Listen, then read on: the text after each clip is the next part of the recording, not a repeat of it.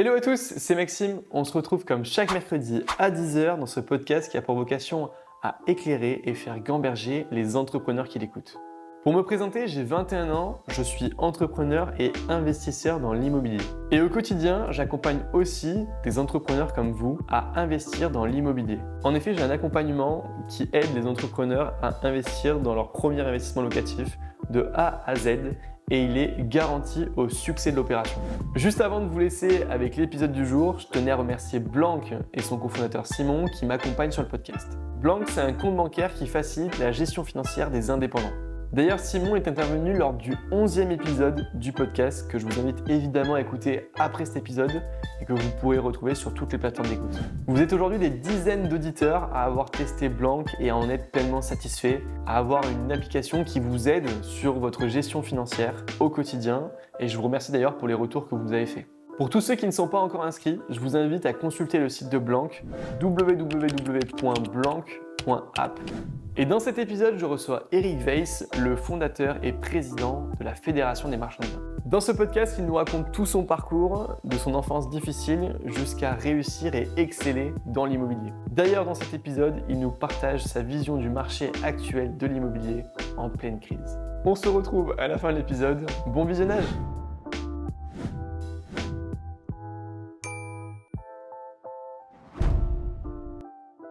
Et on se retrouve avec Eric. Merci Eric d'avoir accepté mon invitation. Merci Maxime. Est-ce que tu peux te présenter simplement en quelques mots comme tu te présenterais à ta famille, à tes amis? À ma famille, à mes amis. Ouais. Ouh là là. Pour que tout le monde comprenne. Ok, donc je m'appelle Eric Weiss. Je suis né en 1976. Désolé, ouais, avec ma tête de poupon.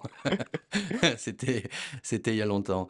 J'ai grandi dans le Lot-et-Garonne, dans une petite ville qui s'appelle Marmande, entre Agen et Bordeaux, on va dire. Ok.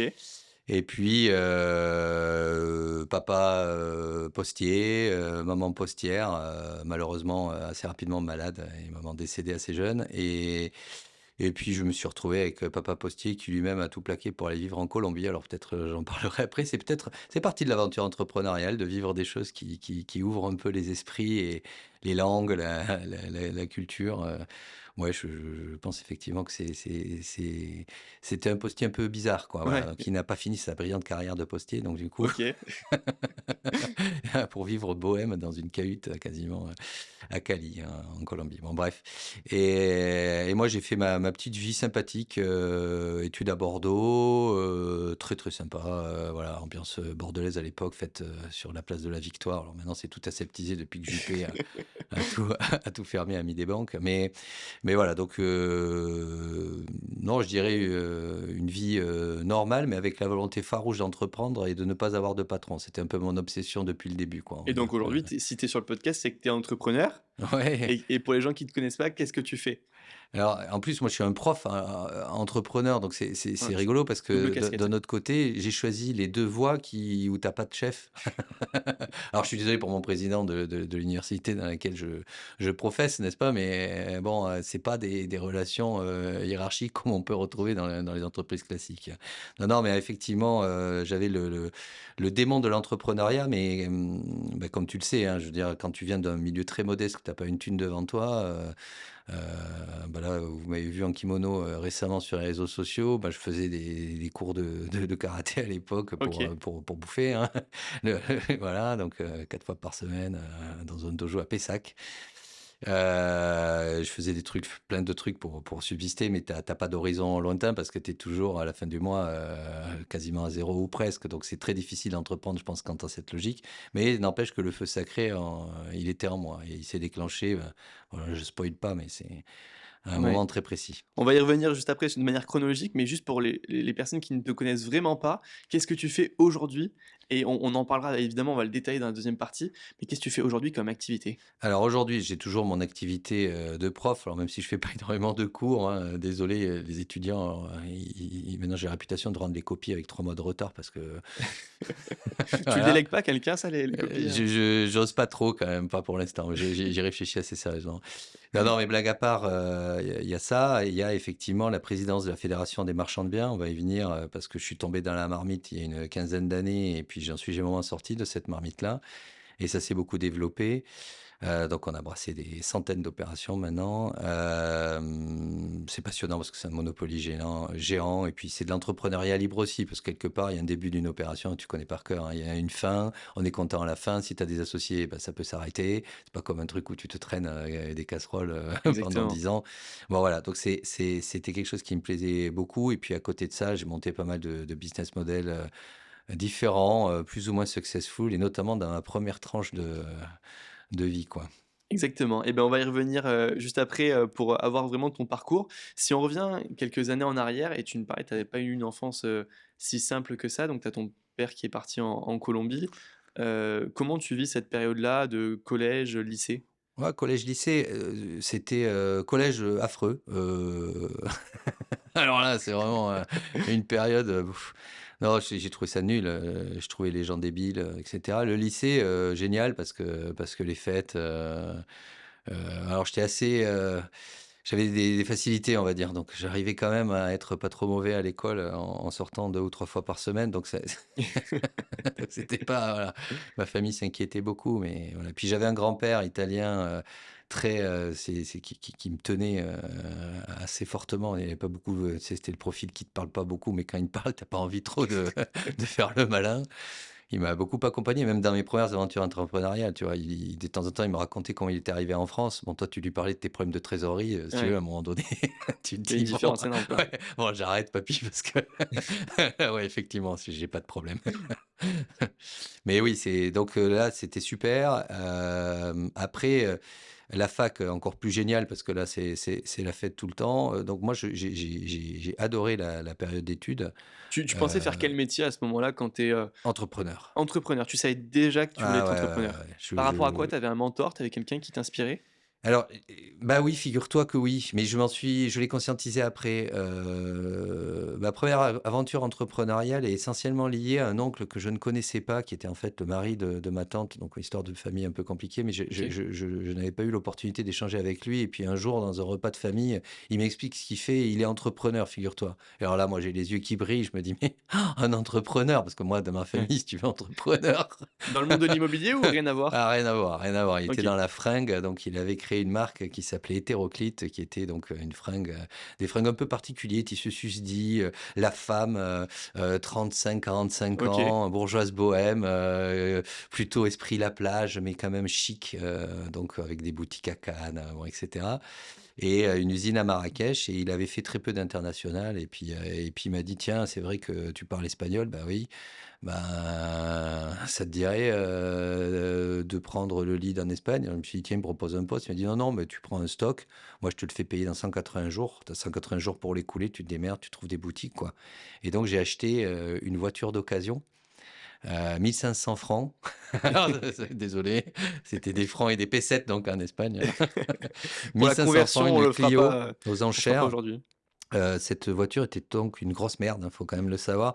Elle m'a coûté beaucoup plus que 1 500 francs parce qu'en fait, entre les réparations et le fait que je me suis retrouvé dans le fin fond de l'Espagne, arrêté, plusieurs fois parce que cette voiture ne marchait pas, ça, c'était pas, forcément mon meilleur choix, mais enfin bon, il me fallait bien une voiture, donc c'est Donc une voiture de société blanche, là, comme à l'époque. Tu l'imagines très bien, la Clio, de base. Et je suis parti comme ça, donc donc tu es parti en Espagne et là tu montes, un projet, de magasin de vêtements. ouais, c'est ça. Ça Alors, au ça marche début, direct, non, c'est non, non, catastrophique, non, non, bah, des fois je m'arrêtais, alors, je vivais dans des Formule 1, fallait voir de briques et de broc, donc là vraiment non, non, j'en chialais le soir, je me disais: «Mais qu'est-ce que je me dans quoi je me suis foutu?» Mais comme en plus c'est un peu d'ego, donc je me disais: «Non, non, non, on va insister». Et puis, ça s'est débloqué par une rencontre, une fille qui était, ex-cocaïnomane, OK. qui avait monté des boutiques de plage, qui était une nana, qui m'appelait El Chiquito Frances, et parce qu'elle me trouvait chiquito. Et vraiment, elle m'a dit: «Écoute, ton truc là, tu te pointes avec ta bagnole, avec tes fringues, tu essayes de dire à tout le monde qu'il faut les vendre dans les boutiques, si tu comprends pas que c'est un réseau, bon, OK, je vais t'ouvrir les portes du réseau». Elle m'a filé 5 coordonnées, et 2 semaines après, mes fringues étaient dans les 5 boutiques qu'elle m'avait recommandées, quoi. Ah ouais, quand même. Et ouais. Donc c'est d'une rencontre finalement que tu as commencé Ah ton ouais. aventure, entrepreneuriale en Espagne. Bah, du coup, j'avais un peu plus de sous, j'ai pu changer la Clio. première étape. Et après, du coup, tu as enchaîné, tu as continué à ouvrir des boutiques? Ouais, donc après j'ai ouvert des boutiques, et puis j'ai eu le syndrome du jeune qui gagne beaucoup d'argent. Alors en plus, tu vois, c'est l'IAS de pesetas et puis à l'époque, faut se remettre dans le contexte, hein, c'est avant le bug de 2000. Donc en fait, t'avais énormément de blacks qui circulaient, on va pas se mentir. Donc je me promenais avec mes mallettes des pesetas entre Gibraltar, je passais les frontières, tu vois, en loose day. Parce que Donc du en coup, tu fait, allais acheter ton stock au Maroc? ouais, au Maroc, donc, Ok. donc je le faisais revenir de Marrakech. L'usine était à Marrakech, donc j'étais aussi très souvent à Marrakech. Et puis voilà, donc on faisait ça vraiment en mode route, quoi. Tu vois, tu avais pas les bons de livraison, ils n'étaient pas tous tout à fait clean. Hmm. Et là, j'ai découvert aussi qu'il faut parfois être un peu rigoureux quand tu commences à te développer. Parce que si tu continues au début, c'est pas très gênant, c'est normal de démarrer un peu dans le chaos, mais très rapidement, alors notamment quand tu prends un associé, ce que j'ai voulu faire, un mec qui avait 45 ans à l'époque, qui me paraissait blindé, qui avait une fausse maison parce qu'il ne la payait pas, il n'y avait pas de loyer, etc. Avec un terrain de tennis avec de l'herbe dessus. J'aurais dû me douter, mais j'avais pas compris. Et qui me disait qu'on allait faire de la plata au Moyen-Orient. Alors en plus, pour moi, c'était aussi le rêve de voyager pas mal au Moyen-Orient pour aller sélectionner les bijoux. Hmm. Tu vois, moi j'adore le Moyen-Orient aussi. Donc bon, bref, donc c'était extraordinaire pour moi. Et donc du coup, j'ai dit ok, c'est super. Donc on a vécu. Bon, il m'a appris des trucs, hein, du coup, mais il m'a surtout appris que l'escroquerie peut arriver Ouais. et de ton propre associé, ça peut arriver aussi, quoi. Donc T'as jamais eu de nouvelles après de... Donc il t'a escroqué comment, de quelle manière? Ah, ben, en fait, lui-même avait quelques boutiques en Espagne, Ouais. et on avait donc un stock commun à Palafrugell, qui est dans le nord c'est une petite ville qui est dans le nord de l'Espagne. Et en fait, mon bras droit, qui s'appelle Miren Garay, si tu m'entends, Mimi, voilà, ça va te rappeler des souvenirs, qui est espagnol, mais qui parle parfaitement français d'ailleurs. Elle parle très très bien français, donc elle comprendra ce podcast, pas de Tant problème. mieux, tu lui enverras. Je lui enverrai. Et elle me dit un jour, ben, il y a un problème avec le stock, je te jure, il y a des pièces qui ont disparu, c'est pas possible cette histoire, etc. Moi, je croyais que c'était que quelques pièces, on parlait de milliers et de milliers, enfin bon, bref, c'était Donc une vertigineux. perte hyper importante Et ouais, il de... s'en était servi pour faire les réassorts de ces autres boutiques, mais Ouais. c'était bien deux structures différentes, puisque nous avions une sur laquelle nous étions effectivement associés et une autre qui était quand même à lui. Et oublier de signaler à ton associé que tu as tapé dans le stock pour faire du réassort, en général, c'est pas bon signe, quoi. Ouais. Mais t'as géré comment cette situation avec lui? Non pas pour savoir qui a gagné, enfin, combien d'argent t'as perdu, etc. Mais pour savoir comment tu Oh. gères une première difficulté comme ça, où tu te fais escroquer par un associé. Ah bah, tu finis au poste de police déjà, T'as parce pas que essayé parce de qu'on s'est régler... battu, Ah oui, évidemment. ok. Ah bah oui, Ouais, évidemment. ouais, Où ouais. t'expliques aux Espagnols qu'en fait, t'as un Argentin qui est une crapule, mais toi-même, t'es même pas résident sur France. Et ils te demandent les bons de commande de livraison de ton stock, il t'en manque la moitié parce qu'évidemment, comme t'as pas tout à fait, tout bien fait, tu vois ce que je veux dire, hein, Ouais, donc tu compliqué du sors coup. les rames. Ouais. Donc en fait, en théorie, oui, j'avais commencé une attaque au tribunal de Barcelone, mais dans les faits, j'ai vite compris que j'allais rien gagner Si ce n'est perdre du temps, ah finalement. ouais, ouais. Donc j'ai dit, bon, allez, il me restait quand même quelques sous. J'ai plié ce qui restait, j'ai bradé le peu de stock qui restait, puis voilà, puis retour à Bordeaux. Mm. Là, c'était dur. 6 mois un peu difficiles. Je voulais toujours pas de patron, toujours pas rentrer dans une entreprise. Pourtant, à l'époque, le marché de l'emploi était très bon, donc j'aurais pu être embauché en claquant des doigts. On est en quelle année là, à ce Là, moment-là? on est en 98-99, c'est juste à 99, ouais, c'est juste après la Coupe du Monde. Donc on a gagné, la France est en pleine euphorie, l'économie est au vert parce qu'on a passé la crise de 93-94, donc on Ok. est, on est dans le rebond. On n'est pas encore en 2001 et les tours jumelles.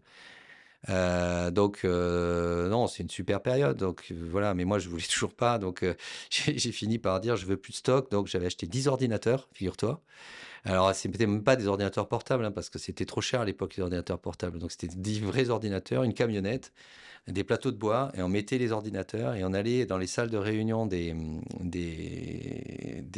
entreprises de Bordeaux pour aller former les cadres seniors aux nouvelles technologies. Alors, tu racontes pas les nouvelles technologies, tu arrivais avec un modem, c'était un Wave Memory, je me rappelle encore, ça faisait 56 kilooctets, tu vois, de débit, et on partageait ça entre 10 ordinateurs.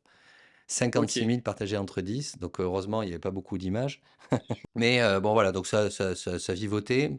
J'avais un seul salarié là-dessus, donc voilà. Mais je voyais bien que ça allait pas le faire et parce que le marché allait être très éphémère et donc voilà, c'est un peu comme si tu formais aujourd'hui sur l'IA, hein, je pense que les bases de l'IA, ben oui, il y a un petit marché de la formation au moment où on parle. Dans 18 mois, il est fini parce que tout le monde saura le faire. Donc en fait, enfin tout le monde, la plupart des gens. Ouais. Donc ce sont des marchés éphémères. Bon, j'en ai profité, ça me permettait de bouffer aussi. Et puis surtout, ça m'a fait rentrer dans des réseaux et notamment, je suis retourné à la fac parce que j'avais envie de faire des choses plus intellectuelles. J'avais besoin de me raccrocher à des choses plus intellectuelles. Et Cette j'ai première fait un boîte, elle a DEA. duré combien de temps? Bah ça, c'était 3 ans, donc ça a été quand même relativement rapide, hein. Ouais, c'est clair. Mais bon, Donc après tu passes en prof finalement, directement à la ouais, fac? c'est ça. Ouais, Donc en fait, finalement, il se trouve que par un miracle, non, miracle, bon, j'ai bossé, donc quand même, j'ai ouais. passé quelques week-ends. Mais effectivement, j'ai obtenu une agrégation d'économie et de gestion. Donc après, ben, tu deviens professeur agrégé. Donc, et puis voilà. Puis après, ben, il faut choisir des affectations, postuler sur des affectations. Et c'est comme ça que j'ai atterri à Annecy, parce que comme je faisais du parapente à l'époque, Annecy était un spot fabuleux. C'est toujours d'ailleurs un des plus beaux spots probablement au monde d'ailleurs de parapente. Je me suis dit, tiens, c'est sympa. Il y avait la direction du département Tech de Code et l'IUT d'Annecy à pourvoir. Donc, je savais pas du tout comment diriger un département d'IUT. Je savais même pas comment enseigner en vrai. J'avais du coup 27 ans. Alors, je suis passé un peu rapidement, mais voilà, à ce moment-là, je me dis, bon, ouais, pourquoi pas Annecy? Donc, après Donc tu pars l'Espagne, à Annecy, voilà. Donc, je pars à Annecy. Je m'installe sans savoir si je reste. Finalement, je me prends d'affection pour cette ville qui est quand même une ville assez sympathique, quoi. mmh. Un mélange d'eau et de montagne. Bon, voilà. Donc je reste, puis même l'équipe, enfin, ouais, ça se passe un peu dans la douleur, mais voilà. Sauf que le démon de l'entrepreneuriat m'a toujours pas quitté, donc à peu près dans les 6 mois qui suivent, de toute manière, je remonte une autre boîte, encore une. 6 mois après être devenu prof, Ouais, et quand je suis arrivé à Annecy, ouais, finalement, comme j'avais magnifique. vendu ma truc merdique, là, alors vraiment pas cher, mais le pauvre qui a racheté ça, je suis pas sûr qu'il en ait fait grand-chose, euh, à Bordeaux. Bah, je me dis, tiens, Annecy, je vais remonter un truc, il y a un peu d'économie, etc. Et donc, on avait monté un truc de conseil.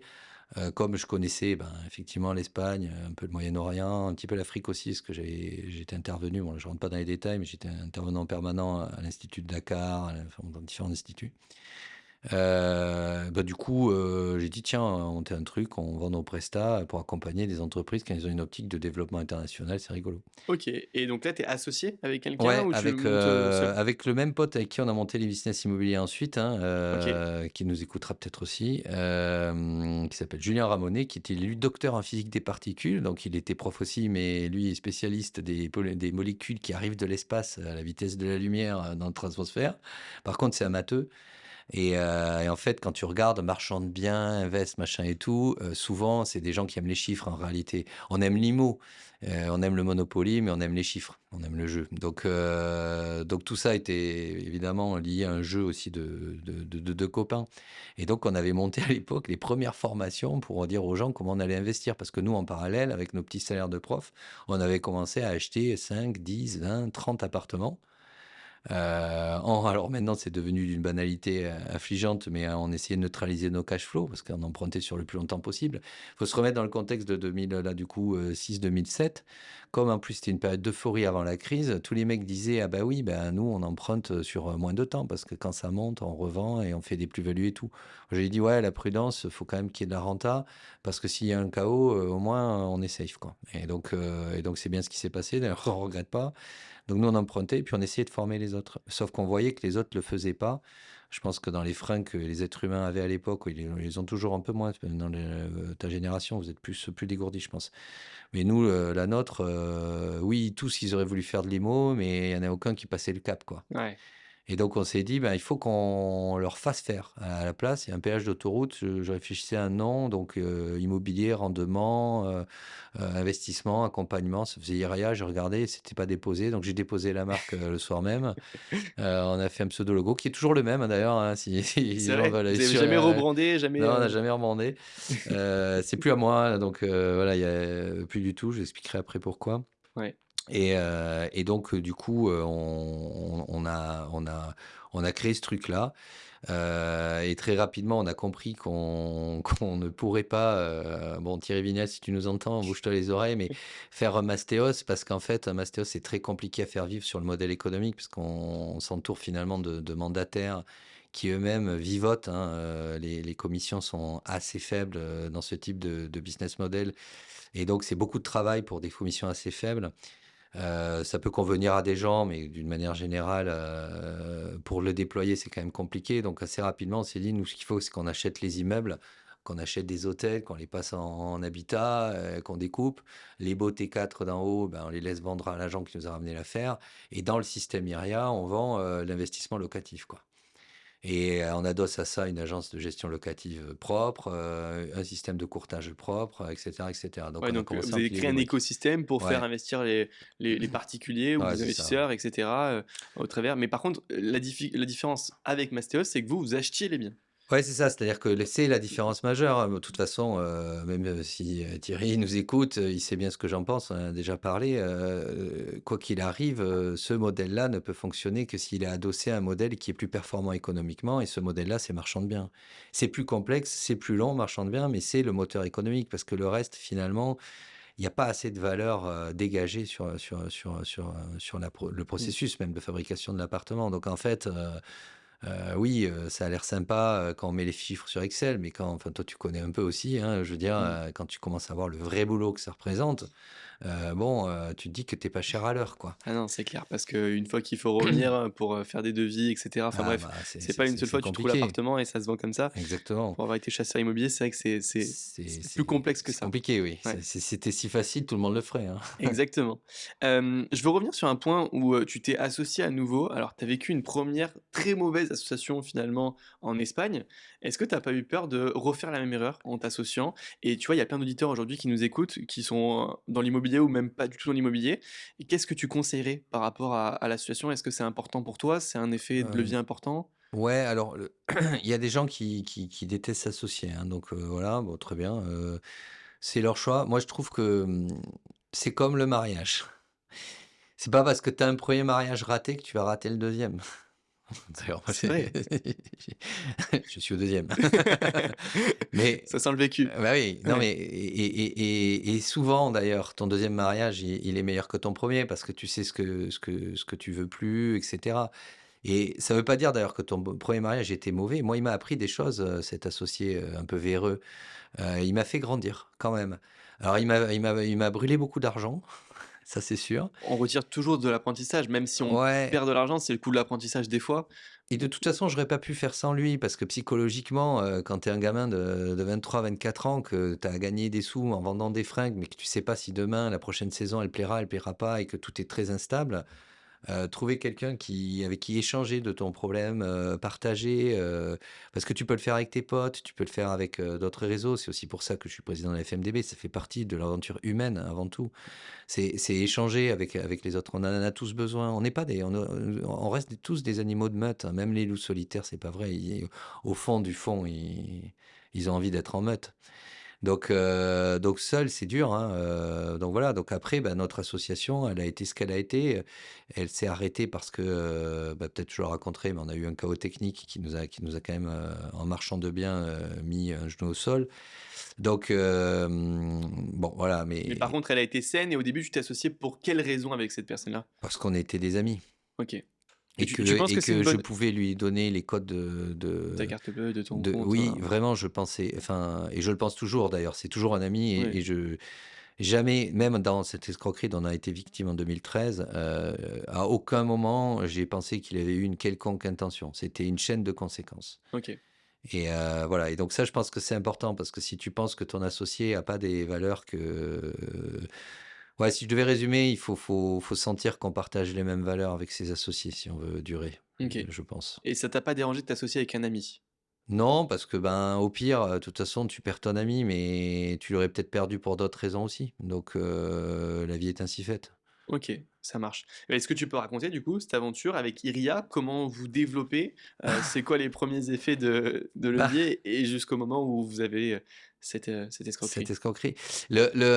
En fait, ben, si je fais court, ça donne, on faisait ce que les autres savaient pas faire, enfin, c'était bien avant les Mastéos et autres, vraiment, c'était, hyper Ça n'existait original, pas, on quoi, est ça d'accord, hein? n'existait pas, Mmh. hein. Donc on achète nos premiers apparts, nos premiers immeubles, nos premiers hôtels aussi, à transformer, c'est pas si évident, donc on apprend sur le tas, l'urbanisme, machin, on prend des avocats, on fait des boulettes, bon.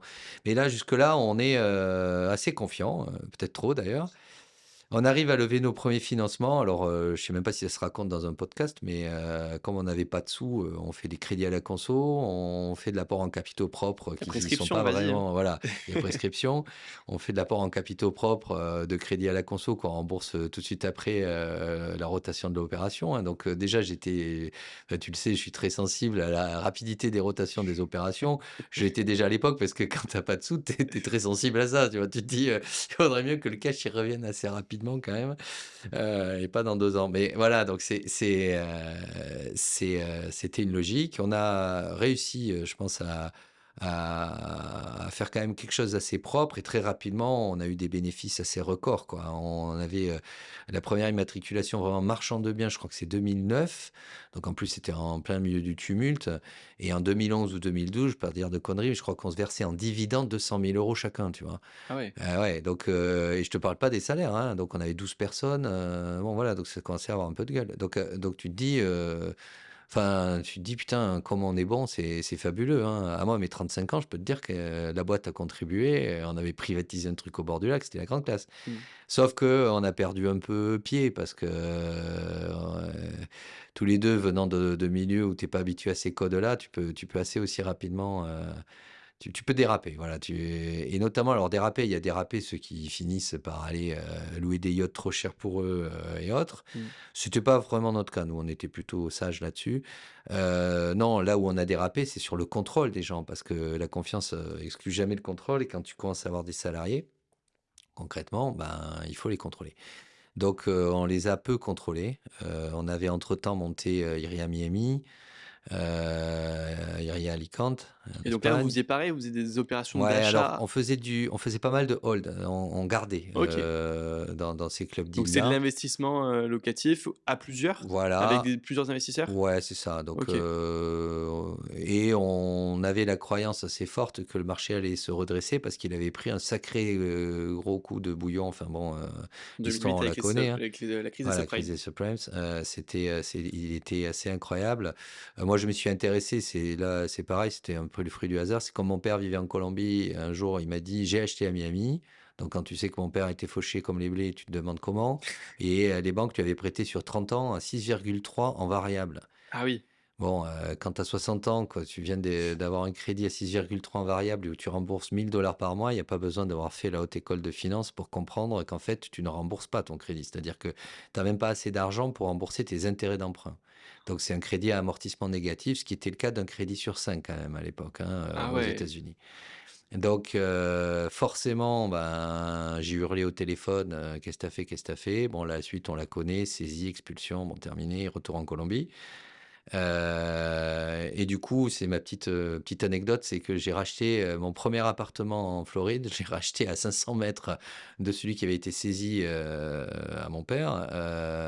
Lui, il avait payé 350 000, avec une part du peu d'économie qu'il avait et puis ce fameux financement tordu là, et moi, j'ai acheté 108 500 $, voilà. Waouh. Donc Ouais. Ouais, donc il s'était fait avoir, il s'était fait arnaquer, bah, comme tous les Américains, hein, c'est 3 500 000 personnes et qui ont rêvé d'un rêve qui n'existe pas. Ça, c'est le problème des États-Unis, c'est qu'ils rêvent tous de choses qui n'existent pas. Donc c'est un pays que j'adore par ailleurs, mais ils sont quand même, c'est très différent, hein, culturellement. Et puis alors du coup, j'ai géré là-bas des condominios, pendant plusieurs années, hein. Donc on avait 3 LLC, dont j'étais président, et donc je faisais des allers-retours, tous les 2 mois à peu près, en Floride, et gérer comme je pouvais, bah, j'ai découvert un monde, hein, honnêtement. Les gens qui sont très critiques par rapport à la France, la mauvaise gestion de la France, etc., Ouais. etc. Bon, je les invite à faire un peu de business aux USA. Quand ils auront compris que même, quand tu as un procès, il faut assurer ton procès parce que ça peut te coûter en liability tellement cher que si t'as pas assuré, tu jamais les moyens de payer, ne serait-ce que le procès, tu vois? Tu comprends mieux que c'est quand même un autre monde, quoi, hein. Nous, on a On a des problèmes en France, mais on n'a pas ce type d'angoisse à avoir. Là-bas, Ouais. ça reste, c'est business friendly, mais du coup, c'est un peu le Far West quand même. Bon, voilà. Et donc, on avait tout ça. Donc, on naviguait entre la France, l'Espagne, les États-Unis. On se Donc versait une 200 000 balles de bénéf. donc une Tu belle vois. réussite. Donc, c'était chouette, quoi. Et quand c'est trop chouette, ben, parfois, tu contrôles pas. Et la blague, elle est assez drôle. C'est que c'est à 10 minutes de chez moi, à Annecy, qu'on a acheté un hôtel pour faire 20 appartements. OK. À 10 minutes. On n'avait jamais fait une opération aussi près de chez nous.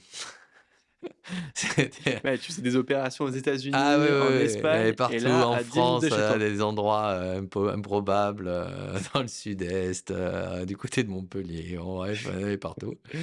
Et là, 10 minutes et on fait le changement de destination et notre maître d'œuvre nous dit, «Putain, c'est génial, j'ai changé de crèmerie. Là, je travaille avec un grand financier qui fait venir des gens du Portugal, d'ailleurs, et cetera. On va pouvoir, tout sortir les travaux quasiment à moitié prix et tout». Et nous, on se dit: «Putain, c'est génial», puis bon, quand tu fais 20 appartements, tu vois, Ouais, là, l'économie est ah importante, là, on l'économie parle plus de d'échelle, 100 000 €, là, ouais. c'est ouais. Donc évidemment, on est très tenté de signer. On démarre la pré-commercialisation. Comme notre système marketing, un peu de liste d'attente, Iria va te fournir un bien si tu es très sage, hein, puisque c'était quand même on n'avait aucune communication. On amenait les gens en voyage à Miami, machin et tout, mais c'était très club, en Mmh. fait. Et donc du coup, bah, les gens prennent position. Donc on a une pré-com fabuleuse, hein, 20 appartements, on devait en avoir, 16 ou 17 vendus. Donc on se dit: «Bah, on réitère», donc on achète, ce fameux hôtel, puis là, les travaux démarrent jamais. Et 4 mois après, je me retrouve dans une chambre d'hôtel, sur Lincoln Avenue, avec mon associé. On y était pour nos affaires US, hein, pas du tout pour la France et quand même, on avait pas mal picolé ce soir-là et à un moment donné, je lui dis: «Mais t'as vu, les travaux, ils ont pas démarré» et puis je le sens flottant sur l'explication pour laquelle les travaux ont pas démarré. Et puis j'avais eu écho de quelques investisseurs qui commençaient à se dire: «Mais attends, on va être livré quand de l'appartement? Parce que là, c'est mignon, mais quand même, on Mmh. n'a pas l'impression que ça bouge beaucoup».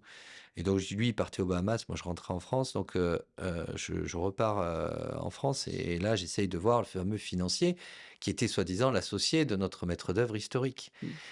Sauf que le maître d'œuvre historique commence à grelotter, à avoir les mains moites, à passer de blanc à très blanc, et cetera. Et il me dit: «Oui, c'est très difficile de le joindre, et cetera». Je dis: «Non mais attendez, attends, c'est quoi le bordel?» À ce moment-là, vous avez déjà donné de l'argent? Enfin, C'est un demi-million de pertes quand tu cumules tout.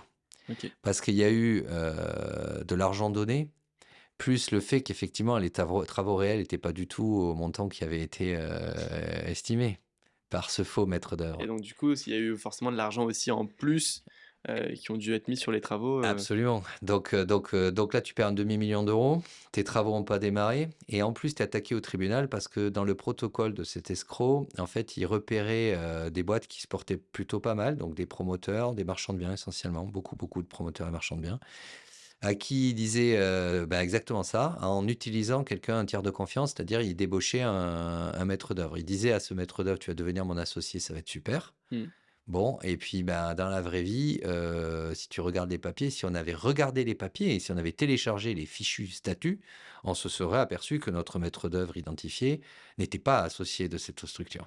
OK. Il ne l'a jamais été, c'est-à-dire que les papiers n'ont jamais été renvoyés, tout était fake, le gars croit avoir signé des papiers et qui Mon n'ont Dieu. jamais, Ah donné ouais. lieu à quoi que ce soit. Et donc, en Ah, gros, une vraie il escroquerie bien pensée ah, en très, plus, très bien pensé, ouais. d'ailleurs, un jour, si tu as des contacts, on pourra faire une série Netflix dessus parce que ce mec était très brillant. C'était, quelqu'un qui s'appelait donc Nourdin Hadi, qui se faisait appeler Samuel puisque c'est son nom de baptême catholique. Il avait été, baptisé par un évêque, assez renommé. Et il était rentré dans un réseau extrêmement catho, donc musulman repenti catho, et donc il œuvrait, partout, la messe 3 fois par semaine, partout où il allait. Il avait une maison au Canada, il a amené le procureur de la République au Canada et bon bref, tu vois le genre. Ouais. Et donc très installé et son processus était assez rodé parce qu'en réalité, pourquoi il n'a pas été inquiété, rapidement? Il n'a pas été inquiété rapidement parce que comme il attaquait tout le monde en disant: «Bah, j'ai fait le taf, maintenant tu te dois l'argent» et qu'il faut quand même prouver auprès du tribunal que, bien sûr, c'est lui le méchant Mmh. et que ça te prend, 4-5 mois et qu'entre les 2 évidemment, il liquide la société à l'amiable, hein. Donc elle a disparu et les fonds sont partis évidemment sur des endroits offshore, quelque part dans le monde. Hem, entre les deux, ben, tu te débats, toi, et c'est très difficile. Et tu reçois un petit courrier d'avocat que j'ai toujours d'ailleurs, qui est très mignon, qui te dit qu'ils vont te rendre, par exemple, 100 000 euros, c'était ça. Tout de suite, tu reprends 100 000 de cash, comme ça. C'est un protocole entre avocats et tout le monde abandonne toutes tes poursuites des deux côtés. C'est brillant. Et donc, C'est quoi leur intérêt? ben, t'arrêtes et t'es jamais poursuivi. Il n'était jamais poursuivi. Ouais. C'est-à-dire qu'il Mais du coup, escroquait des dizaines et il des t'es dizaines de promoteurs et de marchands ouais. et il n'était jamais poursuivi. Il t'escroque 300 000 euros et il te Par dit, en exemple. gros, on te donne 100 000 euros maintenant et Voilà. c'est terminé. Oui. Donc, en gros, tu as 200 000 euros Ouais, de. c'est Ouais, c'est ouais. presque un business model de l'escroquerie. Le BP tourne à 60% de marge. C'est ça, C'est. c'est ça, c'est un BP à 60% de marge. Finalement, tu as quelques frais d'avocat, mais dans Dans le volume, l'ensemble, c'est il ça, doit y c'est avoir noyé un dans la truc masse, c'est intéressant. pas un problème, etc. Et Ah, c'est donc, incroyable. bon, il a fini par être arrêté hein, quand même. Donc, il a fini par être coffré, notamment parce qu'une des victimes a fait une tentative de suicide assez avancée. Donc là, le procureur qui n'avait pas souhaité le faire coffrer a fini par dire au capitaine Amarel, qui se reconnaîtra aussi si elle écoute ce podcast, de le coffrer. Il n'est jamais ressorti de préventive et il s'est suicidé en prison, ou en tout cas, on l'a peut-être aidé à ce qu'on ne sache pas où sont les capitaux. C'est difficile de se suicider en prison, mais lui est arrivé. Ouais. Bon, voilà, donc Nourdine a dit, je publierai peut-être un jour une affaire complète dessus. C'était assez rigolo. Alors, ce qui était moins rigolo, c'est que nous, on avait 500 000 balles de moins dans la caisse et C'est surtout, on clair. avait perdu la confiance de nos investisseurs, quoi. Mm. Comment vous Euh, l'avez géré cette partie-là? Est-ce que vous avez demandé euh, aux investisseurs de rallonger un peu? Pas Comment du tout, ouais. ça c'est impossible. Déjà, eux, ils font péter les compromis parce que tu imagines bien qu'ils veulent plus racheter, Ok. parce qu'ils prennent peur. Vous avez été transparent avec eux sur ce qui s'était passé? Alors, c'est peut-être mon tort. C'est-à-dire que moi, j'ai du mal à pas être transparent, donc j'ai été transparent. C'est-à-dire qu'on avait dit tout à tout le monde, y compris aux banquiers. Ok. Ouais, donc même les banquiers étaient au courant de l'escroquerie, au courant du procès, donc tout le monde le savait. Bon, peut-être qu'avec le recul, si j'avais dû montrer les dents, j'aurais dû montrer les dents un petit peu plus fort, y compris avec le système financier qui avait quand même rien validé non plus sur tous les envois de fonds, hein. Donc nous, on avait été très léger. La banque avait été également très légère. Normalement, tu vérifies un minimum quand même la société à qui Mais tu c'est verses clair. des sommes pareilles, quoi. Bon, donc tout le monde était léger. Je pense qu'aujourd'hui, ça se reproduirait plus difficilement parce qu'il y a quand même des protocoles de vérification du système financier qui sont plus aboutis. Mais enfin bon, il Oh, faut jamais dire à jamais. il en On existe sait pas. toujours des escroqueries comme Oui, oui, ça, oui, on oui, entend on parler. peut pas. Voilà. Donc Donc là, aujourd'hui, comment tu t'en sors? Mais tu t'en sors en te portant en caution d'1 800 000 euros à titre personnel que tu n'as pas. Et oui, pour refinancer tout le BOUSEF et et finir le amener le projet. produit jusqu'au bout. Ouais. Voilà, donc il existe toujours, hein, il y a mon notaire, je crois qu'il est toujours propriétaire là-dedans, hein, Florent Billet, si tu nous entends, je ne sais plus si tu as encore le studio. Mais voilà, donc on est allé jusqu'au bout, Et vous avez réussi à tout revendre, bien à réaliser sûr. l'opération, avec, j'imagine, une légère perte financière par rapport à la Alors, marge à mon avis, attendue elle est ou? plus que légère, elle est grosse, la perte financière. J'ai demandé à mon expert comptable à l'époque de ne pas me faire de comptabilité analytique sur cette opération. Ok. Parce que je ne souhaitais pas discuter de la perte financière liée à cette opération. C'est pour moi, ben voilà, je préférais regarder vers l'avenir. Donc vers l'avenir, on a fait un autre hôtel sur lequel on a fait 10 appartements et qui grosso modo a déjà gagé 500 000 euros de marge, lui. Ok. Donc moins 500 plus 500, on va dire que sur 12-18 mois, on a C'est remis la balle l'équilibre. au centre. Génial. Et Mais finalement, c'était très dur. c'est des moments où même toi, c'est d'introspection où tu te dis, mais comment je réagis par rapport à cette situation-là? Il faut aller voir un peu plus loin que ça. Tu as envie de tout arrêter et en même temps, toi, tu peux pas tout arrêter. J'imagine que ça doit être des moments où tu apprends beaucoup de toi-même. Ah, c'est des moments où mon ex disait que je passais beaucoup de temps sur le carrelage. Donc j'étais allongé sur le carrelage, littéralement. Je faisais l'étoile de mer hein, sur le carrelage parce que Ok. j'avais des moments où il fallait que je vide le cerveau Mm. pour voir quel levier actionner. Parce que là, tu te dis, là, ça me dépasse complètement. Et alors, c'est rigolo parce qu'en plus, comme tu es prof par ailleurs, tu as tes petits 3000 balles par mois de prof pour aller enseigner avec tes collègues. Et tes collègues savent que tu as des problèmes de ce type et te disent, ah là là, et par rapport, ils parlent presque de taux d'endettement, de trucs qui n'ont rien à voir en marchand de biens. Il n'y a pas de taux Ouais. d'endettement en marchand de biens, c'est du business. Donc voilà, c'est des flux. D'ailleurs, on peut démarrer avec rien, marchand de biens, c'est la preuve, hein, on n'avait rien. Donc c'est pas. Par contre, ton risque, purée, c'est pas le même, quoi. Il te faudrait travailler 100 ans à la fac pour arriver à combler le trou que tu viens potentiellement de mettre dans la caisse. Donc en fait, Mm. les ratios sont pas les mêmes et c'est difficile quelle devienne ta priorité de vie. vie, donc ça affecte beaucoup de choses quand même, hein. Entrepreneur, c'est pas un long fleuve tranquille, là aussi, Ah non, ça ça se c'est saurait clair. aussi, ça c'est facile. OK et donc Iria, il se passe, de belles années, Ouais, des après on problèmes bosse et bien. cetera et puis en 2017, qu'est-ce qui se passe? Ah, en 2017, il se passe, on lâche 100 000 balles de consultants, on achète un très beau stand sur le salon de la franchise à Paris. On a des avocats qui nous pondent des DIP, des machins et cetera de 400 pages là, avec des manuels opératoires et tout pour expliquer comment on duplique Iria OK, un peu partout en France. Comment on devient à la fois marchand de biens, quelque part un peu gestionnaire locatif quand même parce qu'il faut l'être, mais même si la carte a été portée en centrale quand même pilote travaux, des choses comme ça. Bon, donc un peu tous les métiers, donc c'est peut-être un réseau de franchise un peu compliqué quand même à mettre en place parce que tu l'as dit toi-même tout à l'heure avant qu'on soit en on. C'est vrai que quand on t'additionne les métiers, ben, à un moment donné, tu les fais pas exactement. forcément tous bien. Cela étant, on avait quand même pas mal de candidats qui étaient des mecs super équipés quand même, hein, qui avaient de grosses expériences IMO et tout, qui voulaient OK. rentrer dans le réseau de franchise. Tu Et donc, sélectionnais bien quand même les franchisés, sur bah leur bien, expérience, sur leur niveau on ou? essayait. Après, c'est Ouais, difficile hein, en réalité. Hein. C'est pas parce que le gars il a un CV long de 3 pages qu'il est bon. ouais, Et à l'inverse, c'est pas parce que c'est un petit jeune qui débute qu'il est mauvais. Donc en fait, la règle, j'ai c'est dur, l'impression, hein, c'est qu'il aussi. n'y a pas trop de règles. Ouais. Donc on essayait de sélectionner voilà, avec des critères. Bon, bon, on se faisait accompagner là-dessus. C'était très rigolo. Donc on a dépensé beaucoup, beaucoup d'argent là-dessus.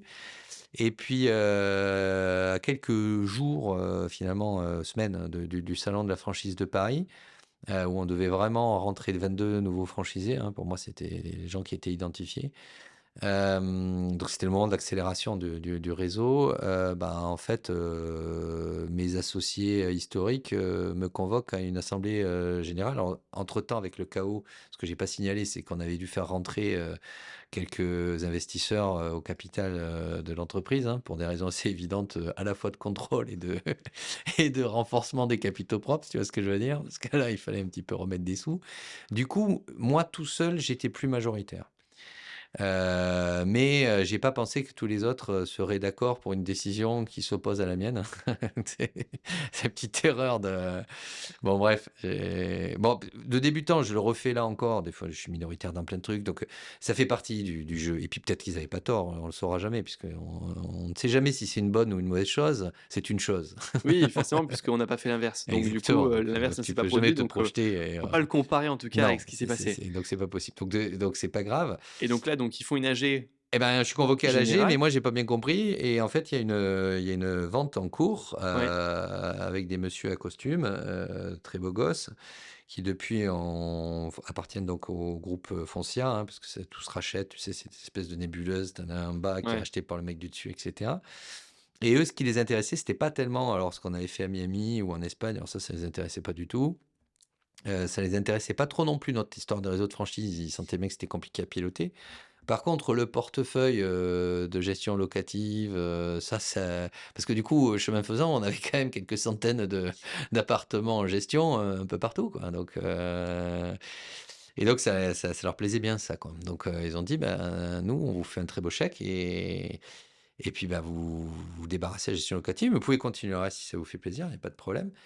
Mais vous n'avez plus le droit de faire de gestion. Et moi, bah, comme je connais bien le modèle de l'investissement locatif, je peux te dire que quand tu débarrasses dans un modèle comme ça, la tenue forte du système de gestion Parce que locative, c'est ton seul récurrent dans ta boîte c'est finalement? ton seul récurrent, ça c'est le premier. Mais ce qu'on faisait en marchand de biens, si tu veux, le moteur économique, l'argent, on le gagnait avec les activités marchand de biens. Oui, Voilà.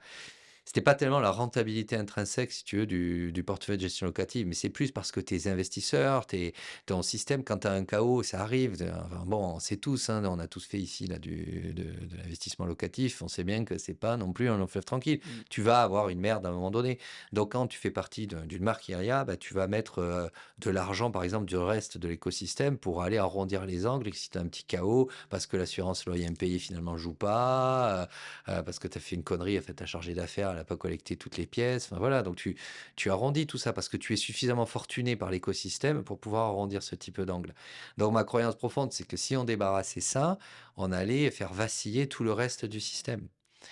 Et donc, et notamment le réseau de franchise, parce que le réseau de franchise, dans les DIP, partout, on avait inclus que c'était bien nous qui pilotions la gestion locative. Et donc, on était en train de leur avoir vendu finalement le fantasme que c'était bien centralisé, justement, qu'on allait tous travailler main dans la main et se servir quelque part des marges de marchand de biens pour pouvoir gommer les éventuels petits écueils de la gestion.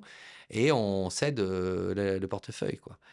Et donc moi ça, c'était pas possible. Donc j'ai dit évidemment non, non, non. Et puis eux, ils ont dit oui, oui, oui. Comme tu Mais étais plus c'était évidemment. majoritaire. Et comme j'étais plus majoritaire, si tous les autres passaient de l'autre côté, Bah c'est oui, une du coup. décision. Ouais. C'est voilà. Et donc le portefeuille de gestion locative a été vendu. Moi, je suis parti 2 semaines chez un copain en Bretagne pour essayer de me détendre un peu parce que sur le moment, j'étais un petit peu énervé, hein, voilà, c'était quand même mon bébé au départ, ce truc-là. Mon associé avec qui on avait eu les déboires en 2013 et avait quitté la barque de toute façon, il y avait déjà quelques années, donc je pouvais lui en parler au mieux, Il y avait plus de part dans mais il le avait plus de projet. part, donc il était plus impliqué. Et je suis rentré de Bretagne, c'était aussi une période de vie où voilà, tu sais, c'est un peu la crise de la quarantaine. Tu te dis: «Attends, bon là, j'ai gagné un peu de pognon, moi ce que j'aime, c'est faire de l'avion tous les jours, j'ai pourquoi je me bats encore là? Donc j'ai dit, je suis rentré, je leur ai dit: «Écoutez, faites-moi le chèque, je vous emmerde plus. Je vais me racheter les parts, c'est très bien, c'est super». Donc Et même de puis, Iria, finalement, toute la partie, marchand de biens et cetera, tu as revendu tes parts à ce moment-là, oui, bah, oui, oui, parce qu'il y avait globalement? quelques opérations de marchand de biens encore en tuyau, je leur ai dit: «Bah, amusez-vous bien avec, voilà, moi je vends mes parts, je sors, Mmh. intégralement». Donc voilà, donc on a discuté un peu, on est tombé d'accord, sur un prix. On a fêté ça, on est partis tous les 3. C'est eux qui m'ont invité d'ailleurs, j'ai trouvé ça très smart et très, ils m'ont invité à l'île Maurice, donc on est partis à l'île Maurice, faire la fête, tous les 3. Donc finalement, ça s'est bien passé la fin? Parce qu'on a Ouais, l'impression quand tu le racontes que c'est bah, au plutôt début, négatif et bah, que tu as un moment où, tu es pas tu vois, d'accord avec eux, forcément avec la décision. voilà. Mais après alors, là où ça s'est bien passé aussi, c'est d'abord parce que je pense que j'ai une personnalité assez flexible. C'est-à-dire que je peux être très engagé, mais si je lâche, je lâche, tu vois? Je vais pas être entre les 2. Ça, c'est horrible. Le gars qui voudrait contrôler, mais qui contrôle pas vraiment, enfin, ça pour moi, c'est le pire. Le pire des associés, c'est Mmh. le mec qui vient, il vient pas, il critique, mais il était pas vraiment là. Bon, Ouais, c'est clair. donc moi, c'est vraiment pas mon kiff ça. Donc soit soit j'y suis pas. À partir du moment où il y avait plus de développement de réseau de franchise, si tu veux, en tant que tel, j'estimais que j'avais pas de valeur ajoutée en tant qu'entrepreneur parce que qu'est-ce que j'allais faire? J'allais j'allais contrôler les équipes d'IRIA qui restaient pour aller vendre de l'investissement locatif à 80 000 balles. Enfin, non, je Non, veux c'est dire, clair, ouais. là, Mmh. c'était plus du tout mon appel. Moi, je voulais soit un réseau de franchise national, voire demain international, soit aller faire de l'avion, quoi. Et donc, je caricature, mais c'est quand Ouais, même un c'est peu ça, ça, quand ouais. même.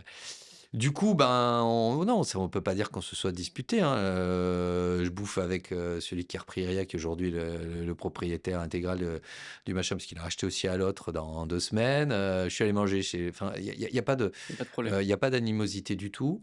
Moi, c'était des entrepreneurs que j'avais fait moi monter. En plus, je suis l'unique responsable de leur montée à bord. Je ne peux m'en prendre qu'à moi. Bien sûr. Ouais, ouais. C'est moi qui les ai recrutés, c'est moi qui, enfin, voilà, je veux dire, Tu leur as vendu des parts, je leur ai voilà, vendu des ils t'ont pas parts, c'était forcé, pas ouais, gratuit, bien sûr. donc je peux pas reprocher quelque chose que j'ai créé moi. Donc voilà. Après la décision, oui, si je pouvais retourner dans le passé, je redirais à peu près la même chose. C'est-à-dire, faut garder absolument le contrôle du système.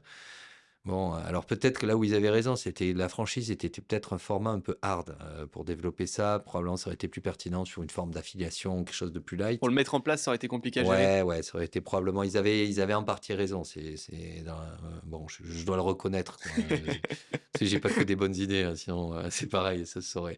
Mais voilà, donc bon, de moi, j'avais des sous, en tout cas. Et du coup, j'étais parti en disant: «Moi, on va faire une asso, on va défendre un peu les marchands de biens», et puis, ben, j'avais fait un appel au peuple, mais très mou, parce qu'en disant, Mmh. bah, ceux qui veulent rejoindre l'asso, c'est sympa, c'est à but non lucratif, là, pour le coup, hein. L'inscription, tu vois bien, c'est 1 000 balles, tu as 4 Mmh. confs, on claque tout, hein, donc c'est vraiment pas pour gagner des sous, mais par contre, ça, c'est du networking, c'est chouette, Et puis on va rencontrer des gens, on va rencontrer des financeurs. Quand on aura un trou de trésorerie de 500 000 balles, on trouvera toujours des copains pour combler le trou. Alors même s'il y en a qui font des ventes à terme, du coup, et vous qui n'ont pas besoin de notre trésor, c'est ce que je regrette. Mais bon, la ta prochaine, tu verras bien si tu as besoin. Exactement, avec plaisir. Il n'y a pas de souci, mais nous, on est ravis d'aider parce qu'on n'aide pas gratuitement non plus, on n'est pas totalement fou. Bien sûr. Donc, tu crées des clubs deals à l'intérieur du système. Du coup, en plus, tu as un peu plus de poids parce que vis-à-vis des banques, ils ne voient pas un petit marchand qui ramène une affaire à 500 000 balles, ils voient plusieurs marchands qui sont eux-mêmes adhérents à une fédé et donc Plus de sérieux, plus potentiellement. de crédibilité dans ce que Exactement. tu apportes, quoi. Donc les portes s'ouvrent là où elles ne se seraient pas ouvertes, Ouais. etc., etc. Donc, on a commencé à développer ça vraiment en bande de copains. Donc c'est la fédération de marchands de biens où Voilà. aujourd'hui tu es président Ouais, de ouais, cette ouais. Et fédération. puis, du coup, j'avais dit que je serais pas président trop longtemps, mais tu vois, on est en 2024, je suis encore Ouais. président. Ah, t'avais dit ça dès le début? Non, mais moi, j'ai pas de velléité, si tu veux, à rester ad vitam aeternam président d'une association à but non lucratif. Après, j'y trouve mon compte, c'est hyper exaltant. Enfin, tu vois bien la liste. On a une réunion à Paris demain. Exactement. Tu vois la liste des gens qui viennent tous bénévolement, je tiens à le préciser, hein, il n'y a jamais personne qui est payé, hein, il n'y a aucun intervenant qui est payé, jamais. Voilà, donc c'est une logique, c'est une logique associative où on partage, où on est ensemble, donc il n'y a pas de problème.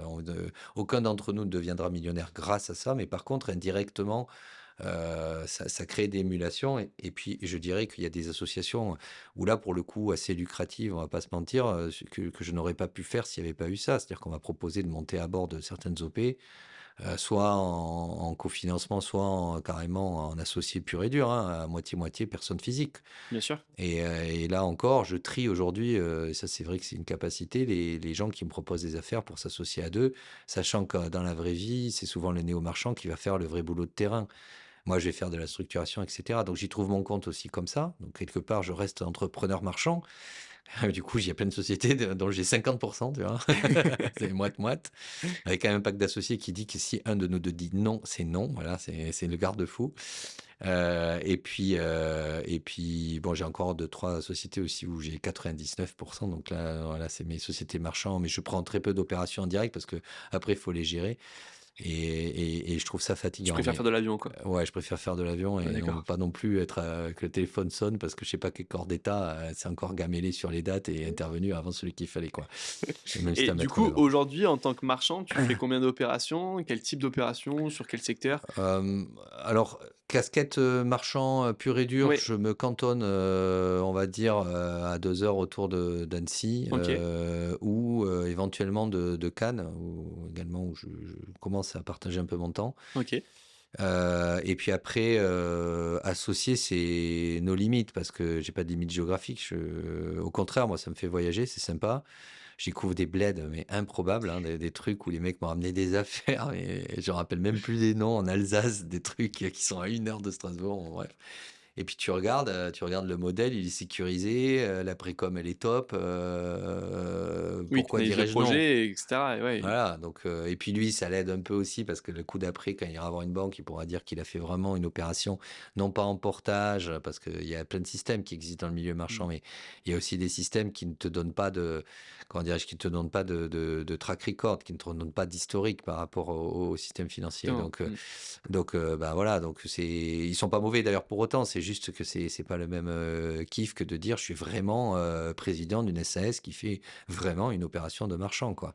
Voilà, et moi, finalement, je suis un peu le passager, pas clandestin, parce que franchement, je m'implique, hein. Des fois, même, je me dis, je m'implique trop, faut que j'arrête.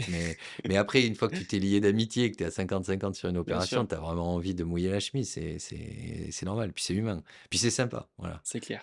Et tu penses quoi du marché immobilier aujourd'hui? Parce que t'en as parlé, on a organisé la White Imo Party juste avant l'événement qui s'est passé à la Grande Mode, donc un Ouais, congrès, et tu fais des congrès en fait avec la Fédération de marchands de biens tous les trimestres, si je ouais, dis pas c'est de ça. bêtises, C'est 4 un fois par par an. trimestre. Ouais. Voilà, et du coup, il y en avait un à la Grande Motte. On avait organisé donc une petite soirée immobilier juste avant où tu étais venu et où la Fédé était partenaire de cet événement, et je te Ouais, remercie évidemment. ouais, c'était cool. Et du coup, à ce moment-là, quand on a discuté ensemble, je me rappelle que l'après-midi, tu avais vu nos opérations de marchand Ouais, de biens et tu parlais d'un état, enfin d'un marché de l'immobilier un peu en crise, oui. un peu beaucoup même. Et Ah oui. aujourd'hui, c'est quoi un petit peu ton point de vue sur le marché actuel? Bah, la crise, on commence ceux qui m'ont pas cru il y a 1 an, du coup, quand on avait fait ça, commencent à se dire que j'avais peut-être pas tant tort que ça. Ouais. ceux qui ont chargé du stock et qui n'avaient pas pré-commercialisé, on va en parler demain parce que demain, c'est sécurisé. Donc, à chaque fois, on donne un thème central, hein, à chaque colloque. Oui, la dernière fois, On est c'était 120, l'intelligence 150. artificielle. Voilà. La dernière fois, c'était l'intelligence artificielle dans nos usages. Là, cette fois-ci, c'est comment on resécurise nos opérations. Alors, c'est pas pour faire le paranoïaque, mais effectivement, et là, ça va parler peut-être à quelques-uns de nos auditeurs là, qui ont peut-être voulu faire du marchand de biens avec quelques tutos YouTube ou avec on va dire des approches qui sont assez sulfureuses et sympathiques sur le papier, qui ont l'air d'être belles, avec des belles vues, avec des belles prestations, etc. Mais malheureusement, alors quand ça se revend tout de suite, c'est merveilleux, hein, parce que là, on peut en plus dire à tout le monde et prendre des photos de l'endroit. Quand ça se revend pas, à part d'aller faire du pseudo Airbnb pour essayer de combler le trou dans la raquette, mais enfin bon, ça va pas durer autant que les impôts, Ou l'histoire, se couper un bras. ou se couper un bras, et là, ça fait mal. Mmh. Il y a pas bien de solution. Et donc, effectivement, ceux qui n'avaient pas suivi, on va dire, mes préceptes, c'est un peu prétentieux de dire ça, mais un peu catastrophiste, il y a Mmh. 24 mois, hein, parce que c'était même pas la grande mode, c'était 12 mois auparavant. J'ai dit, voilà, la chaîne économique, je vais vous la décrire, hein, brièvement. Volonté d'État, l'immobilier, c'est niet. Volonté de soutien au système de construction de villas individuelles français, c'est niet. Crédit à taux zéro pour les villas, c'est niet. Ça veut dire que ça traduit la volonté d'État. Faillite de Geoxia, quand même un beau groupe, Maison Mmh. Phoenix, Maison Familiale, etc. 18 mai, si je me souviens bien, donc il y a 2 ans maintenant. Pas de repreneur pressenti et pas d'injection de fonds publics pour la reprise d'une marque historique qui avait fait le bonheur de la classe moyenne française. Ah bon, il n'y a pas besoin là aussi d'être professeur agrégé pour comprendre que, Économiquement, c'est pas top, quoi. ouais, Ouais. il se passe un truc, quoi. Et il se passe un truc avec une vraie volonté au plus haut de ne pas soutenir. Je dis pas de détruire, mais de ne pas soutenir en tout cas. Mmh. Donc Pourquoi? Est-ce que l'État aurait pu soutenir, cette crise-là?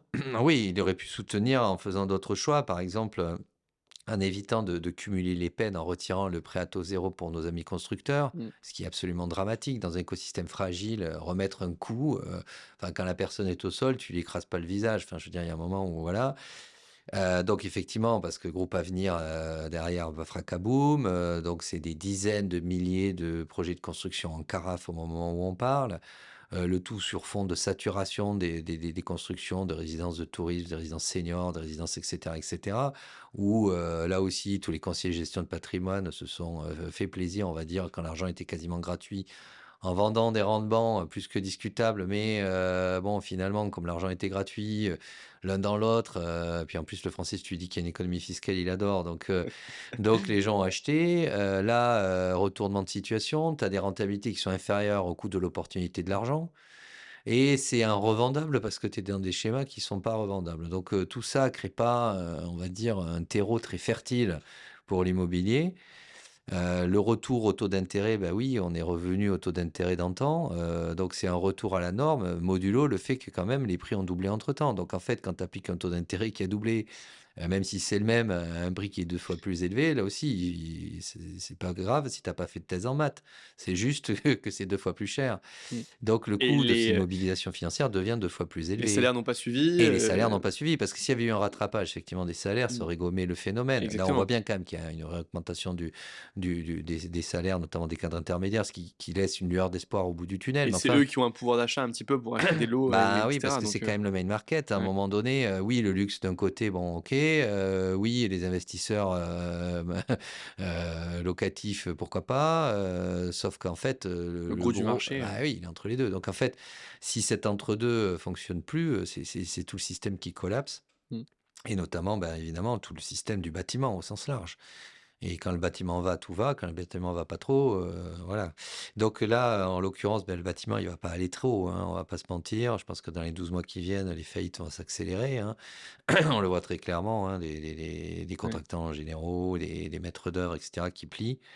Et qui plient avec perte et fracas, et qui plient même alors qu'ils ont encore du taf. C'est ça qui est inquiétant ou pas. Enfin, c'est un phénomène, c'est un fait. Mmh. Ils plient alors qu'ils ont du taf. Donc ça veut dire que quand tu plies, que tu as du taf, ça veut dire que tu anticipes déjà que dans 12 mois, tu n'en auras plus.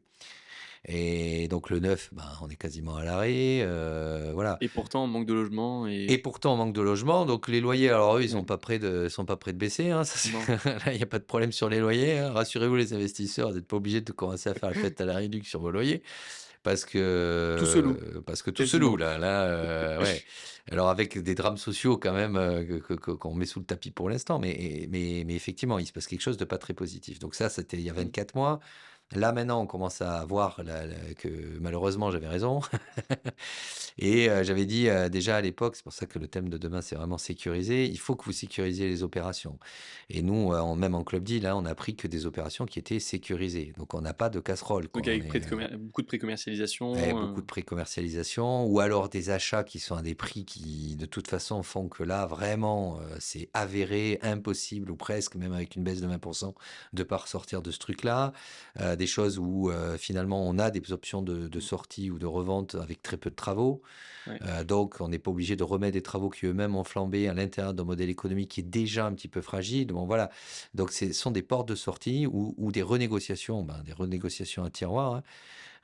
Ça, c'était le thème de la grande mode, je crois d'ailleurs. Exactement, ça m'a bien servi C'était, pour le coup. bah ouais, Ouais. c'était renégocié. Donc, oui, les promoteurs ont toujours renégocié quand ça allait mal, les terrains, etc. Mais les marchands de biens n'ont jamais eu l'habitude de renégocier. Bon, là, quand ça va mal comme ça, il ne s'agit pas de signer des actes authentiques alors même qu'on n'a pas renégocié pour sécuriser, quoi. Donc, il Mmh. faut renégocier pour Puis sécuriser. Et ça se passe après, bien en plus, enfin, ça se justifie bien en tout bien cas. sûr, de toute Parce que façon, tout le monde, regarde BFM TV, tout le monde regarde bah, que c'est la crise ouais, absolue, donc finalement, le vendeur, il comprend aussi que, bah, ben, les vendeurs, ils ont s'il signé veut que un ça aille au prix bout, il X faut il y qu'il a fasse un un effort an. lui. Nous, le temps qu'on ait les autorisations d'urbanisme, le machin, etc., Mmh. maintenant, c'est écoulé. Bon, le prix, là, nous, on a un dossier dans une petite commune où on peut faire du déficit foncier au-delà de Normandie.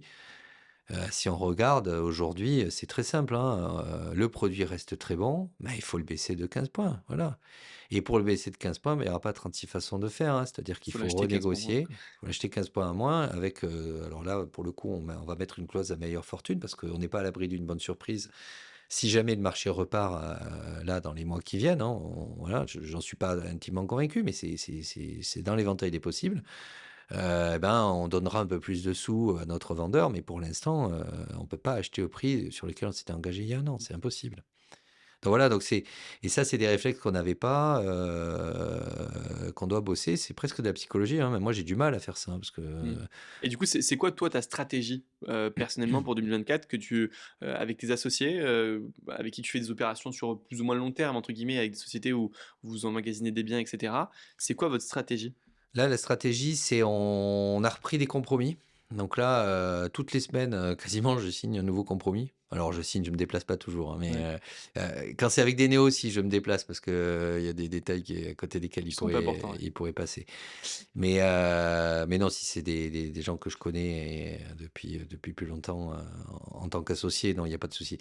Donc je me déplace pas, on signe les compromis, avec évidemment l'intention d'amener l'affaire jusqu'au bout. C'est évident que, il faut partir avec cette logique-là. Maintenant, avec aussi, dans la poche le petit ciseau qui va bien si jamais à un moment donné on voit que ça péclote en pré-commercialisation. Donc, je pense que les vendeurs commencent à peine, mais vraiment à peine, hein, c'est le début, à conscientiser le fait que, ben oui, malheureusement, l'immeuble qu'ils auraient pu vendre il y a 24 mois à un prix X, aujourd'hui, ils peuvent plus le vendre à ce prix. Ouais. Et donc ça joue quand même en notre faveur, hein. Donc, là, clairement, même sur des détails très techniques, comme, les fameux dépôts de garantie, hein, c'est qui nous font tous horreur. Parce que quand tu prends 10 compromis, qu'on t'a dit à chaque fois: il «Faut poser 30 000», ça veut dire que tu as 300 000 balles d'or, pour rien, bon, c'est quand même pas de super. Mmh. Bon, bah, là, je m'extrémise un peu. J'ai été un peu faible d'ailleurs la semaine dernière avec un des adhérents. Là, on a pris un compromis, on a accepté de mettre 5 000 € de dépôt de garantie. Enfin bon, Ouf, c'est pas très, très tu t'es grave. connu mieux, hein, quand même, hein. Ouais, ouais, C'est ouais. Non, mais tu sais que je suis sorti, je me suis dit: non, il faut que j'arrête ça aussi, il faut que même pour lui, il faut que je lui apprenne à ne pas dire, oui à ça. mmh. Non, c'est zéro, c'est Moi, j'aurais zéro. jamais. Le plus que j'ai Bien mis, c'est sûr. 1000 balles. Bah ouais, ouais, c'est Mais zéro. ça se justifie tellement bien. En Mais fait, oui, je mais trouve que on leur dit, bah, de toute façon, si je fais un caprice, bah, je devrais les 10% de mais quoi bien qu'il sûr, et ce arrive. qui est vrai. Et, Le pire, et- c'est qu'on et c'est leur ment ça. pas, c'est vrai. Ça Et sert peu à rien cet importe qu'on argent. mette 5 000 € de séquestre ou Bien dix sûr, pour cent ça du bien, change quoi. absolument rien. Ouais. Donc c'est C'est- vraiment psychologique. Mais tu vois, Mais ce il y a des notaires détail-là, encore c'est qui pas un disent détail. c'est obligatoire le séquestre, alors que c'est Ah bah absolument ouais, pas bah ça, obligatoire. Mais il y a les des notaires qui notaires. leur disent ça, en fait. Donc c'est vrai Ouais. qu'ils ont cette image-là en tête. Ah bah ça, c'est important d'avoir un notaire qui comprend ce que c'est qu'un marchand de biens. Parce qu'effectivement, si le gars, il part d'entrée de jeu à expliquer ça, ça part pas très très bien. Non. Bon, cela dit, on a même des notaires qui expliquaient que tu pouvais pas signer les promesses de revente tant que tu n'étais pas officiellement propriétaire. Alors ça, c'est très très Ouais, bon. rigolo, quoi. Là, tu dis, attends, l'après-com, t'as raté quel chapitre là? Ça, c'est pas possible, ça. Mais Ouais. bon, ça existe. Il est parti un peu en vacances dans cette période-là. Ouais, Donc c'est en gros, si je résume ta stratégie, c'est t'adapter au marché, signer des compromis, pré-commercialiser plus que jamais, ouais, sécuriser au maximum tes c'est ça. opérations et aller au bout des opérations qui sont bien pré-commercialisées, ou alors sinon renégocier, baisser le prix, etc. Jouer ce jeu-là jusqu'à vendre, mais ne pas acheter si t'as pas vendu. Voilà. Alors, ou à avoir obtenu un prix de sécurité. Si je prends l'exemple de l'affaire dont je parlais là, le prix, avec cette clause de retour à meilleure fortune, il est tellement bas au Ça, tu vois, je connaissais départ. pas. Ouais, c'est un truc qu'on peut faire, hein, c'est légal, il n'y a pas de Ouais. problème, mais voilà. Tu peux lui payer un peu plus si jamais tu vends mieux. Bah, tu peux lui donner de l'argent, effectivement, si jamais ton business model est respecté Ah, il selon est un peu un associé avec toi au protocole. projet. Quelque part. Alors après, il faut que ton vendeur accepte ce Ouais. type de choses, Ce c'est qui pas est confiance en évident, hein. toi, etc. Voilà, Bon, c'est contractualisé, j'imagine, mais c'est contractualisé évidemment, ça doit être suivi, enfin tu peux pas le faire quand même n'importe comment. Et là aussi, il faut un notaire un peu équipé, hein. Là, si le notaire standard, malheureusement, des fois, tu commences à parler de ça, le gars, il s'accroche au plafond, il a un peu du mal, quoi. Mais bon, avec quelqu'un qui sait travailler, il y a pas de problème et c'est normal. C'est assez surprenant de constater que c'est pas dans les routines non plus des agents immobiliers qui posent un vrai problème parce que ils ont été très peu formés, hein. En réalité, les agents immobiliers, leur niveau de connaissance du milieu marchand est très très très très faible. Et du coup, sitôt qu'on arrive avec ce type de proposition, on passe pour des ovnis, quoi. Donc voilà, là je fais un peu le prof, c'est-à-dire qu'il faut faire beaucoup de pédagogie, parce qu'il faut que l'agent immobilier soit avec toi quand tu fais ce genre de truc. Si l'agent immobilier dit à son vendeur, non mais attends, c'est quoi ah ce oui, non, non. marchand? Il est encore en train de proposer. Puis alors là, pour peu qu'il ait suivi le séminaire de je sais pas qui, il vend en 3 jours et qu'il explique que le mandat, il a un copain qui peut le prendre encore mieux et encore plus mieux parce qu'il va remettre une annonce sur ce logis ou je sais pas quoi. Non, mais s'ils sont pas tous Bon, avec toi, de toute façon, que ce soit le notaire, l'agent immobilier, etc., dans ton sens, il c'est faut. compliqué quand même. Ah Donc ouais, c'est les donc premiers à convaincre avant même de vouloir convaincre les vendeurs. ah ouais. Je dirais même le premier à être convaincu, c'est soi-même. Je trouve que Oui, dans la première étape, alors tu as tout à fait raison. parce que à chaque fois que j'ai renégocié et que moi j'étais pas convaincu de ma renégociation, elle est pas passée. Ouais, Et quand tu es 100% convaincu ouais, que ta renégociation, elle est bonne pour les vendeurs, elle va aller au bout pour toi, etc., oui. je trouve que c'est la première étape pour arriver à convaincre finalement tout son entourage Bah oui, parce que tu proche sais qui que c'est. travaille et qui collabore avec toi, Ouais. pour après convaincre les vendeurs. En fait, faut sentir qu'on est juste au sens fort du terme, quoi. C'est juste. C'est pas quelque chose qu'on fait pour emmerder le peuple. C'est Mm. parce que c'est comme ça et que notre modèle économique, il n'y a pas 36 solutions pour se protéger. Il faut faire ça. Et ne pas faire ça, tu peux sortir en boîte de nuit, avoir des relations sexuelles sans capote et 10 fois, 20 fois, etc. Mais à un moment donné, tu vas choper quelque chose, quoi. Mm. Et donc là, c'est pareil. C'est-à-dire que oui, les exemples d'opérations qui ont fini par bien se passer alors que les gars n'avaient pas mis beaucoup de sécurité système, ils existent. Et d'ailleurs, parfois, des gens sur Internet et tout, je vois bien passer des trucs avec des espèces de vidéos, etc. Ah, j'ai gagné 60 000 euros. Bon, ok, mais tu y allais freeride, mec. Donc, la réalité des choses, c'est ce qu'il aurait pas mieux valu que tu aies 5 compromis, que tu n'en sortes finalement que 2 sur les 5. Mais les 2 que tu sortes, c'est qu'ils soient pleinement sécurisés, qui te rapportent 2 fois 200 000, sécurisés, Exactement. plutôt que tes 60 000 en mode équilibriste, quoi. Oui. Et là, c'est pareil, c'est des barrières. Tu parlais de se convaincre soi-même. Les barrières psychologiques sont tellement fortes sur nos propres croyances. Dans les croyances, j'ai pas les sous. Donc voilà, on a pas mal de personnes qui hésitent à adhérer à l'association des marchands de biens parce qu'ils nous disent, mais moi, j'ai pas encore fait ma première affaire et j'ai pas beaucoup de capitaux propres devant moi. C'est le principe, on s'en fout. Parce que justement, nous, ça nous intéresse que tu sois un peu pauvre. Parce qu'on va venir avec toi, on va t'aider, on va te coacher. Et en plus, on va gagner des sous, nous, au passage, en s'associant avec toi. Donc, ça nous intéresse beaucoup. Enfin, il n'y a pas de problème. Et en fait, les gens se mettent des limites de dingue. Dans le bilan des courses, ils vont aller chercher le moins cher du moins cher. Et c'est un réflexe presque d'investisseurs locatifs, en fait. Ils confondent marchand de biens et investisseurs locatifs. En fait, ils vont aller chercher le moins cher. Faut pas se fixer un budget. En fait, il n'y a pas Non, de il y a pas de budget. budget. C'est la rentabilité d'une opération qui fait Bah, l'opération. bien Et sûr. le plus dur, c'est de trouver une opération rentable. Après, des investisseurs, finalement, on en trouve partout et Il on y en a trouve que plein. des solutions Ouais. pour se faire financer derrière, quoi. Mais c'est Et- ça que moi j'aime bien à la fédération, c'est qu'il y a des gens qui sont très débutants et qui sont humbles d'être débutants et de parler, d'échanger et de s'intéresser aux autres. Et les personnes qui sont beaucoup plus expérimentées, et à la Grande Mode, j'en ai vu pas mal des mecs où tu dis waouh, ah ouais, J'ai embrassé quelques-uns. lui, il est costaud quand même. Et quand on se rend compte d'eux, c'est qu'ils partagent avec grand plaisir Ah ouais. leur parcours, leur histoire. Et surtout aux débutants, quoi. Ils vont aller chercher un petit peu, les challenger, nous poser des questions. Enfin bref, c'était vachement intéressant. Il y a de tout niveau, quoi. C'est hyper hétérogène.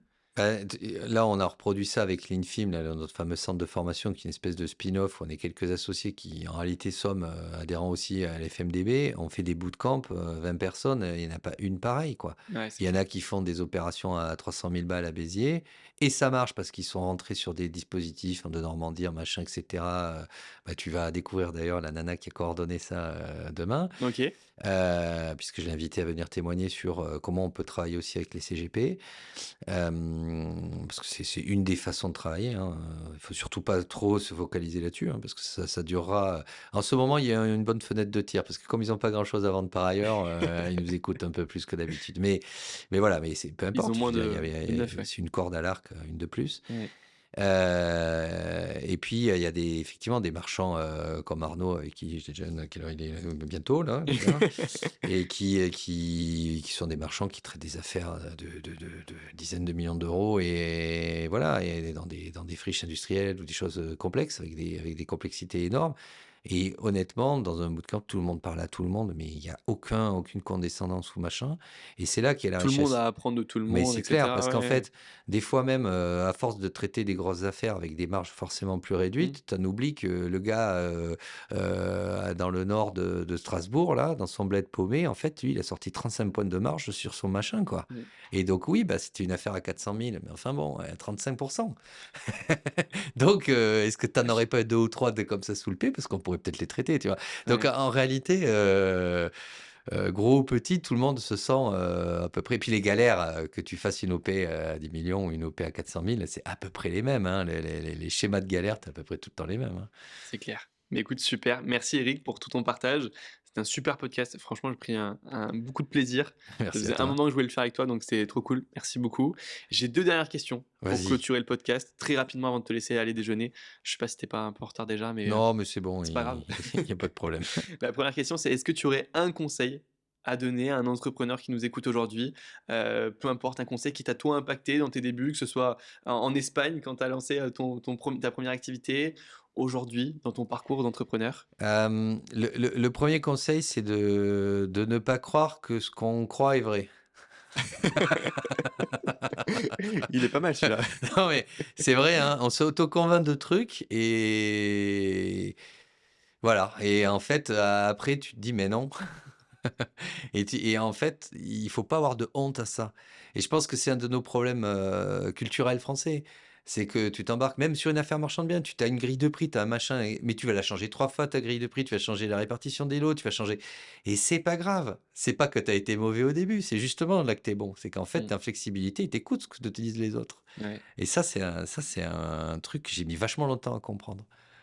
Que j'avais pas raison. C'est pas mal, pas mal. C'est un bon conseil. Écoute, on l'a jamais eu en tout cas dans le podcast en plus de 80 épisodes, donc c'est parfait. Merci Eric. Où est-ce qu'on peut te contacter si on veut échanger avec toi et qu'on veut parler d'immobilier, de marchand de biens Le plus facile, c'est LinkedIn. C'est à peu près le seul réseau vraiment où je suis assez actif. Donc, sur LinkedIn, vous me retrouvez facilement et je réponds aux messages privés en Parfait. plus. C'est Pour toi de qui vrai. réponds toi-même? Oui, je le fais encore moi-même. Alors, je sais pas jusqu'à quand, mais j'aime bien. Et ça me permet de prendre des températures aussi. Génial. Merci Eric. À très bientôt. J'espère que l'interview vous a plu. N'hésitez pas à vous abonner à la chaîne YouTube, à partager, à commenter. Et on se retrouve mercredi prochain à 10h pour un nouvel épisode.